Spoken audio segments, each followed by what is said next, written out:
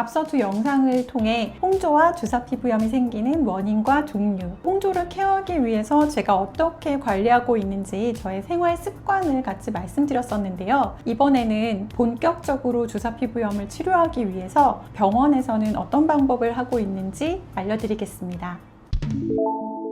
안녕하세요. 디테일 박원장의 박지혜 원장입니다. 주사 피부염의 치료 원칙은 염증을 줄이는 것, 피부 장벽을 강화하는 것, 그리고 늘어난 혈관을 없애는 것, 이렇게 크게 세 가지로 나눠볼 수 있습니다. 일단 주사 피부염, 피부의 염증을 치료하는 것이 우선입니다. 그래서 먹는 약과 바르는 약을 사용하게 되는데요. 먹는 약으로는 독시사이클린, 그리고 미노사이클린이라고 부르는 미노신, 이렇게 두 가지를 주로 사용합니다. 이 약들은 항생제지만 균을 죽이는 목적이 아닌 항염작용을 위해서 사용하는 것이니만큼 일반적으로 사용하는 다른 계열의 항생제는 효과가 없습니다. 보통 균을 죽이는 목적으로 사용할 때 1, 2주 정도 복용하는 것과는 달리 주사 피부염에 이런 항생제를 사용할 경우에는 최소한 한두 달 이상 사용하게 되고요. 그 이상도 복용할 수 있습니다. 아무래도 항생제이다 보니 위장장애나 기타 여러 가지 부작용을 생각하지 않을 수 없고, 또 주사는 장 건강과도 밀접하게 연관이 되어 있기 때문에 장에 있는 유익한 영향을 하는 균까지도 죽일 수가 있어서 아무래도 장기간 복용하게 되면 부담이 아닐 수 없습니다. 그러나 독시사이클린 40mg 저용량 요법은 일반적인 항생제로 사용되는 용량이 아닌 그거보다 적은 용량으로 항생제의 효과는 없지만 항염 효과는 충분히 볼 수 있어서 이러한 용량으로 장기간 복용하기도 합니다. 4개월 이상 최대 10개월까지 복용된 논문이 나와 있고요. 주사 피부염의 치료는 물론이고 재발을 늦출 수 있다는 효과가 보고되었습니다.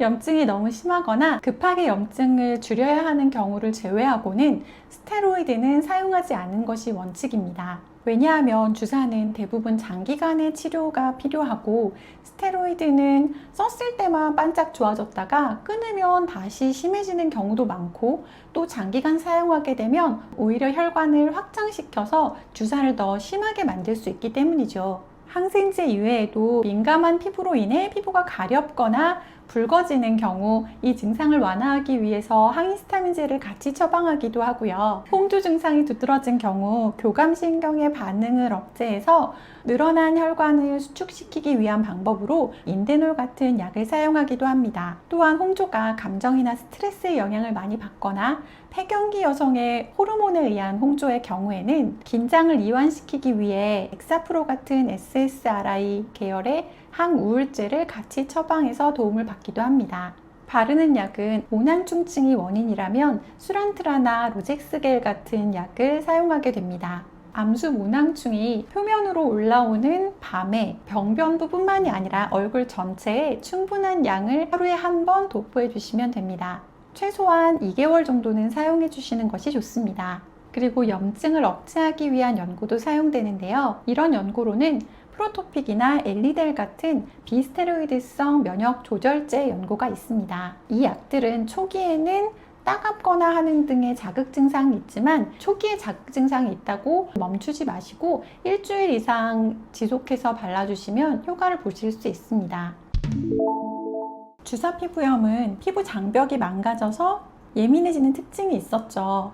그래서 염증을 줄임과 동시에 망가진 피부 장벽을 복구해 주어야 염증을 줄인 효과가 지속이 되고 재발을 예방할 수 있게 됩니다. 그래야 먹는 약도 줄이거나 끊을 수 있게 됩니다. 기본적으로는 소노스타일러나 LDM 같은 초음파 기기를 사용하는데요. 이런 기기는 마이크로 마사지라고 해서 세포를 미세하게 마사지를 시켜서 운동시켜주는 거예요. 사람도 운동하면 건강해지잖아요. 세포도 마찬가지로 운동을 시켜주면 나쁜 염증 물질은 스스로 없애고 좋은 물질은 만들어내는 역할을 하게 됩니다.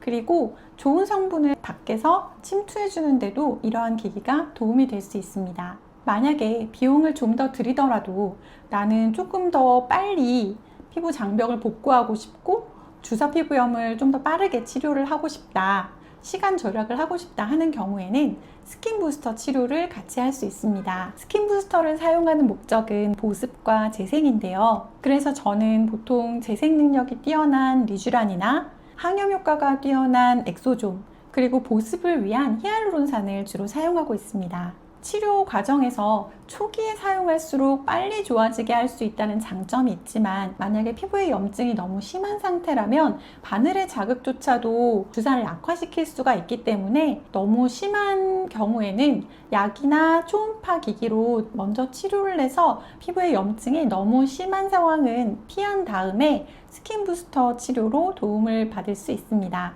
염증이 좋아지고 장벽이 좋아져도 이미 혈관이 늘어나서 얼굴이 붉어져 있거나 아니면 늘어난 혈관이 밖에서 보이는 경우, 불필요하게 늘어난 혈관을 줄이는 치료가 병행되어야 재발을 줄이는 데도 도움이 되는데요. 망가진 혈관을 없애려면 혈관 속 헤모글로빈을 타겟으로 작용하는 혈관 레이저인 V빔 레이저와 시너지 레이저를 사용할 수 있습니다. V빔은 59나노미터의 파장으로 효과적으로 혈관을 없앨 수 있다는 장점이 있고요. 시너지 레이저는 혈관 레이저의 파장과 함께 그 주변 피부를 튼튼하게 하는 목적의 1064나노미터의 파장을 같이 조사해서 시너지 효과를 이룰 수 있는 것이 장점입니다.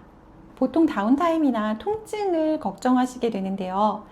간혹 멍이 드는 경우를 제외하고는 시술 후 불편함은 거의 없는 편이고요.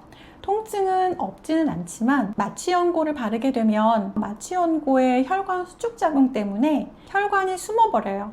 그러면 혈관 레이저의 타겟이 줄어들어 버리기 때문에 효과가 줄어들게 됩니다. 그래서 보통 마취연고는 바르지 않고 그냥 시술을 하는 것이 원칙입니다. 혈관 레이저는 망가진 혈관을 없애는 것뿐만이 아니라 그 자체로도 염증을 줄이는 효과가 있기 때문에 염증이 너무 심하고 민감한 단계가 지나면 빨리 시작하는 것이 좋습니다. 그 외에도 열 에너지를 이용해서 모낭충이 살 수 있는 환경을 불리하게 만들어주고 피부에 열감을 적응시켜서 좋아지게 하는 XLV나 IPL 같은 장비도 사용할 수 있습니다. 얼굴이 붉고 화끈거림을 심하게 호소하는 환자들의 경우에는 스킨 보톡스로 그 증상을 완화시킬 수 있어 최근에 많이 병행을 합니다. 혈관은 신경의 지배를 받아서 수축하고 이완하게 되는데요. 이때 명령을 하는 신경 전달 물질인 아세틸콜린을 보톡스가 막는 역할을 하기 때문에 혈관이 이완되어 홍조가 생기는 것을 막는 원리입니다. 모든 환자에게 효과가 있는 것은 아니지만 긴장을 하면 얼굴이 달아오르는 감정 홍조 같은 경우나 아니면 얼굴에 열감이 너무 심해서 힘들어 하시는 분들에게는 도움이 될 수 있습니다. 지금까지 주사피부염의 치료에 대해서 알아보았는데요. 정리하면 먹는 약으로는 독시사이클린과 미노신을 항염 목적으로 사용하고, 바르는 약으로는 수란트라나 로젝스의 모낭충을 제거하는 약, 프로토픽이나 엘리델처럼 염증을 완화시키는 목적의 면역 조절제를 사용합니다. 손상된 피부 장벽을 복구하기 위한 방법으로는 초음파 기기나 스킨 부스터 치료를 할 수 있습니다. 망가진 혈관을 없애서 붉은기를 치료하는 방법으로는 V빔, 시너지 같은 혈관 레이저, XLV, IPL, 고주파 장비를 사용할 수 있습니다. 마지막으로 혈관 반응성이 두드러지는 홍조라면 스킨 보톡스가 증상을 완화하는 데 도움이 됩니다.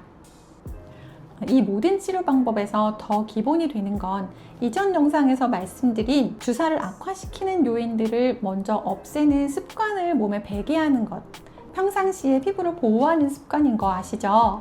모르시면 여기 연결해 놓을 테니까 꼭 먼저 보고 와주세요. 오늘 영상이 도움이 되셨다면 좋아요와 구독, 알림 설정 부탁드리고요. 저처럼 볼빨간 얼굴에서 해방되는 그날까지 디테일 박원장이 함께 하겠습니다. 파이팅!